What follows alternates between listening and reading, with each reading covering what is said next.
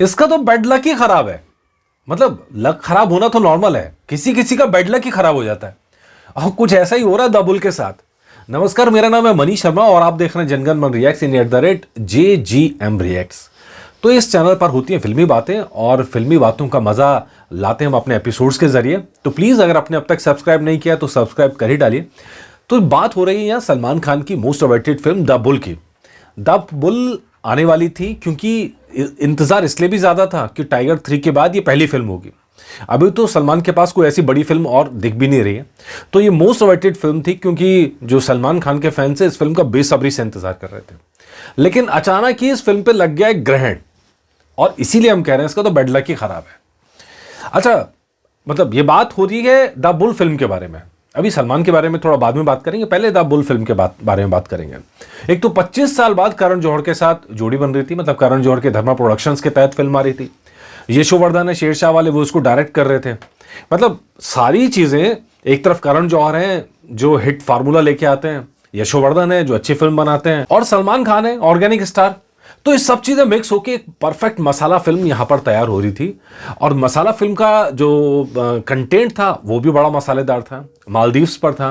1988 के अंदर द क्रैक्टस एक ऑपरेशन हुआ था जिसमें बड़े भाई भारत ने छोटे भाई मालदीव को बचाया था। ये दोस्ती की कहानी मालदीव के साथ में, प्यार मोहब्बत की कहानी है।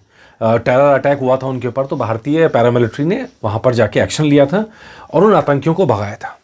शानदार कहानी है। द बुल का हीरो कितना चमक के आ जाता, और फारूक बलसारा की कहानी है। तो मतलब एकदम कंटेंट वाइज तो ऐसा लग रहा था अरे मजा आ जाएगा इस फिल्म में। लेकिन दिसंबर के अंदर मुहूर्त भी हो गया तो काम भी शुभ था। अब लेकिन इसके बीच में जो मालदीव वाली कंट्रोवर्सी आकर खड़े हो गई। अब प्रॉब्लम यह है कि टाइगर 3 के साथ जो हुआ वो कहानी द बुल के साथ भी ना हो जाए, ये डर सबसे बड़ा। टाइगर 3 के अंदर सबसे बड़ी प्रॉब्लम क्या थी कि वो पाकिस्तान को जाके बचा रहे हैं। यानी ये कैसे हो सकता है। अब वही कहानी मालदीव के साथ आ रही है, हालांकि पुरानी कहानी पर बेस्ड है जो असल में हुआ।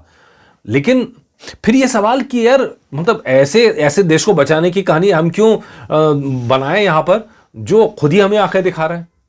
अब वहां पे लग गया ग्रहण और 2 महीने के लिए इसको टाल दिया गया। फरवरी से शूटिंग होनी थी लेकिन अब इसको आगे बढ़ा दिया गया, 2 महीने के लिए कहा गया।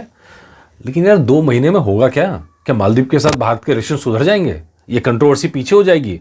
वहां तो मोइजू जो हैं, जो राष्ट्रपति हैं वहां के, वो तो चीन के साथ अपनी गलबहियां कर रहे हैं, हक कर रहे हैं उसे, वो तो दोस्ती बढ़ा रहे हैं। चीन का जासूसी जहाज मालदीव में आने वाला है। तो अब कहानी यह है कि बदलेगा क्या। फरवरी में वो पहुंचेगा, इधर फरवरी में शूटिंग शुरू होनी थी, तो मतलब ही नहीं, मतलब कि अगर हाइप भी हुआ तो नेगेटिव हो जाएगा। तो इसीलिए मैं कह रहा हूं कि बेड लक ही खराब है यार। मतलब सर मुंडाते ही ओले पड़ गए। अब आप देखिए कि मैं क्यों द बुल के साथ, ऐसा नहीं कि सिर्फ ये पहली बार हुआ है। इससे पहले साल 2021 में द बुल बननी शुरू हुई थी। आप कहेंगे अभी तो ऐलान हुआ है, सच बात है। साल 2021 में जब ऐलान हुआ था तो शाहिद कपूर के साथ ऐलान हुआ था। शाहिद कपूर इस फिल्म में हीरो के तौर पर थे और आदित्य निंबलकर इसके डायरेक्टर थे, और टी सीरीज वाले भूषण कुमार इसको प्रोड्यूस करने वाले थे।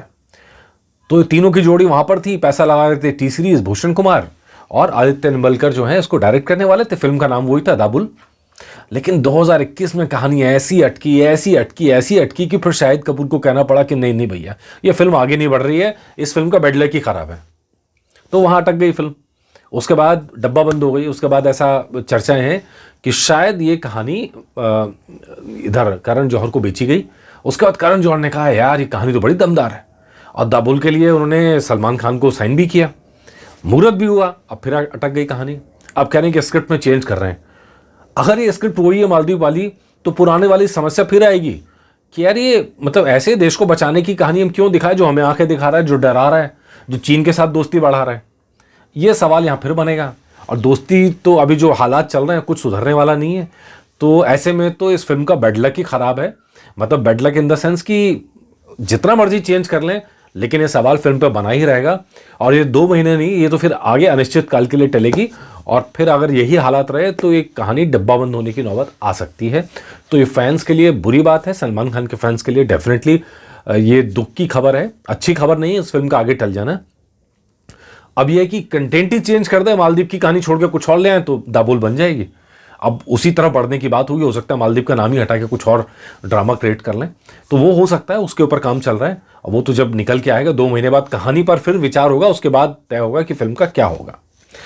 अब क्यों मैं बैड लक खराब कर रहा हूँ द बुल के साथ सलमान का भी? टाइगर 3 की कहानी आई, एक तो पाकिस्तान में कहानी अटका दी, ऊपर से मतलब जो कहानी अटकाई तो अटकाई, ऐसे दिन पर रिलीज करी फिल्म की, मतलब क्रिकेट वर्ल्ड कप के बीच में दिवाली के दिन कम से कम 100 करोड़ का घाटा फिल्म को दिलवा दिया। और ऐसा नहीं कि सलमान खान ने दिलाया जो प्रोड्यूसर्स है उन्होंने खुद दिलवाया, उनकी पूरी टीम ने दिलवाया। यार ये मुझे लॉजिक ना तब समझ में आया था ना अब समझ में आया। ठीक है, यही वजह है आज डंकी की टीम वाले दावा कर रहे हैं कि भैया टाइगर 3 से हम आगे निकल गए, टाइगर 3 से आगे निकल गए। क्या ही कहें अब इस बात पे।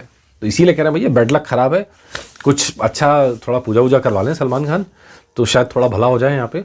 तो खैर बीते 2 साल बीत गए, अब कितना समय आगे निकलेगा कुछ नहीं पता, जो अपडेट होगा अब तक लाते रहेंगे।